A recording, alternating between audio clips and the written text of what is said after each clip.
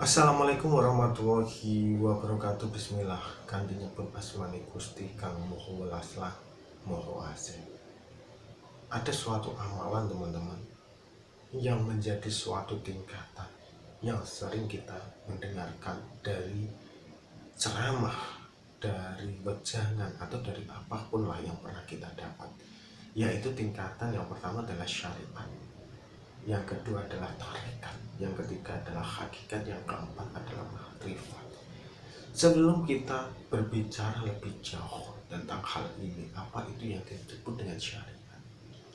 Syariat itu kan kita belajar tentang suatu fikih, suatu sikap, suatu akidah yang dilakukan dengan suatu peribadatan fisik. Apa itu peribadatan fisik? Misalnya peribadatan yang sifatnya adalah dasar. Ini adalah memberikan suatu ibadah yang berbeda tingkatannya ketika nanti makomnya sudah tarekat, sudah hakikat, sudah makrifat teman-teman. Dan ketika teman-teman masih belajar di taraf syariat ini, saya berpesan teman-teman kepada teman-teman semua, jangan pernah menjudge orang-orang yang levelnya di atas teman-teman, misalnya guru-guru teman-teman semua atau santri yang lain. Karena apa teman-teman? Orang-orang yang sudah mengalami fase selanjutnya itu biasanya sudah melalui ujian. Dan saya khawatirkan ketika teman-teman sudah menjudge mereka, teman-teman ketika mendapatkan ujiannya nanti, teman-teman mengelak untuk mendapatkan hidayah tersebut. Karena teman-teman merasa telah pernah menghina orang yang menjalani hal tersebut. Saya berpesan seperti itu. Lalu apa yang perlu kita jalankan? Hal-hal yang bersifat syariat ini, kita itu akan dibimbing pada kebaikan fisik teman-teman. Kebaikan fisik itu bimbingan kita itu kita awali dengan fondasi. Fondasi itu adalah fondasi taubat. Oke lah, teman-teman adalah seorang pendosa, bahkan saya pun seorang pendosa. Tapi jangan pernah melanggengkan dosa-dosa kita tanpa dilakukan suatu pertobatan. Teman-teman tobat setiap sholat 5 waktu silahkan, sehari sekali silahkan, seminggu sekali silahkan, tapi mohon teman-teman dasari dengan suatu hal yang bersifat tobat. Mungkin jika hari ini Tuhan tidak mengampuni diri kita, mungkin besok Tuhan mengampuni diri kita dalam pertobatan tersebut. Karena apapun yang kita lakukan, syariat apapun yang kita lakukan, baik itu amal soleh, baik itu sholat, baik itu zakat, kalau kita masih kotor, biasanya itu diri kita akan terhijab dari suatu kebaikan atau suatu petunjuk atau jalan-jalan yang Allah ridhoi. Biasanya seperti itu. Ibarat rumah, kalau kita membangun rumah ada tiangnya, ada atapnya, ada temboknya, tapi kita tidak ada pondasinya.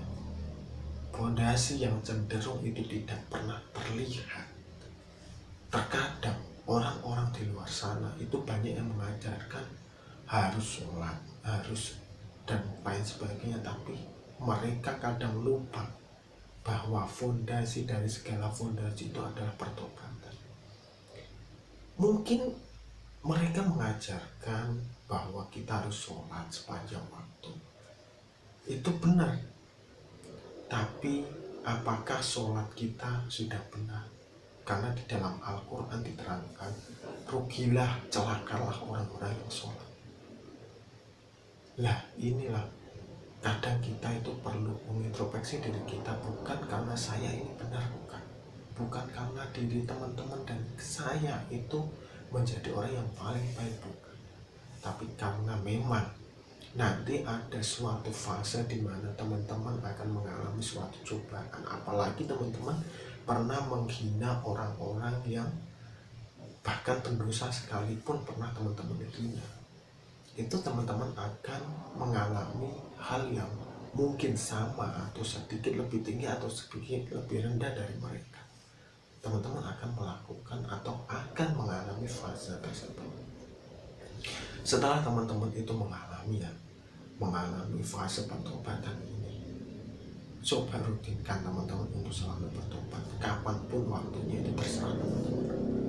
Karena setiap orang itu memiliki profesi atau memiliki kesibukan masing-masing. Bahkan Tuhan kan pernah menyindir orang-orang bahwa kamu itu di siang hari itu sibuk, maka setiap malam itu aku membukakan karpet merah untuk kamu memohon apapun yang kamu mohon.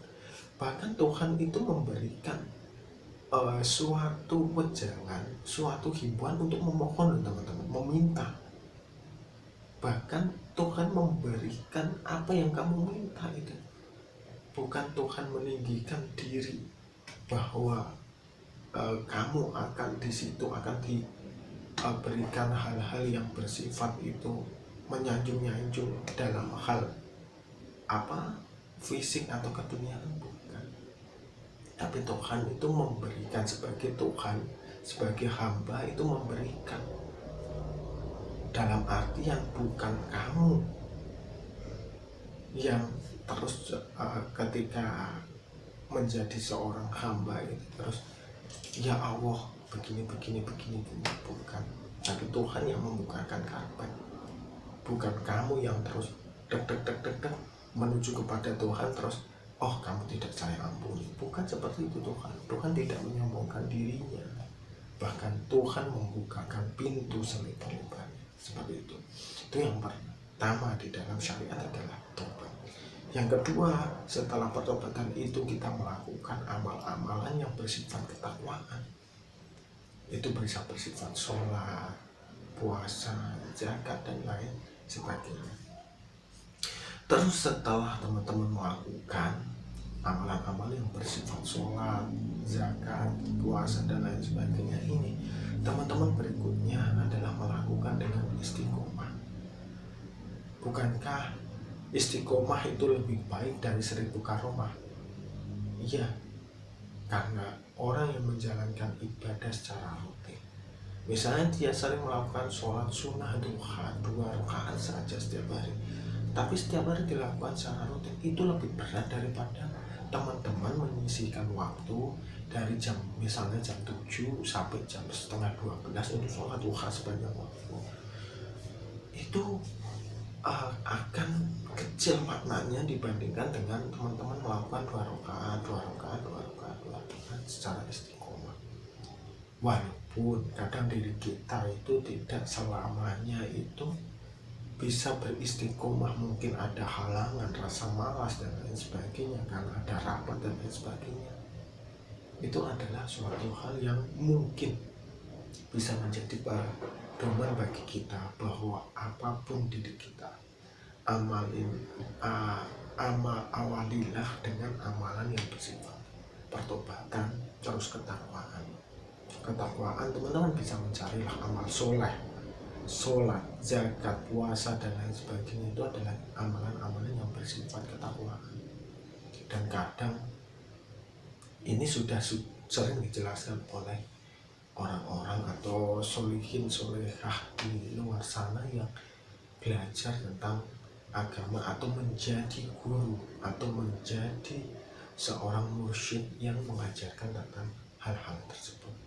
Semoga kita selalu diberi lindungan oleh Tuhan atas segala dosa-dosa kita itu diampuni dan diberikan keberkahan setelah jalan yang lurus, jalan yang Allah ridhoi. Dan untuk berikutnya mungkin kita akan sedikit mengulas pembahasan mengenai tarikat, mengenai hakikat, dan mengenai ma'rifat. Semoga kita dibukakan jalan untuk selalu bisa menjadi orang-orang yang terus istiqomah di dalam kebaikan. Semoga beruntung, dan wassalamualaikum warahmatullahi wabarakatuh.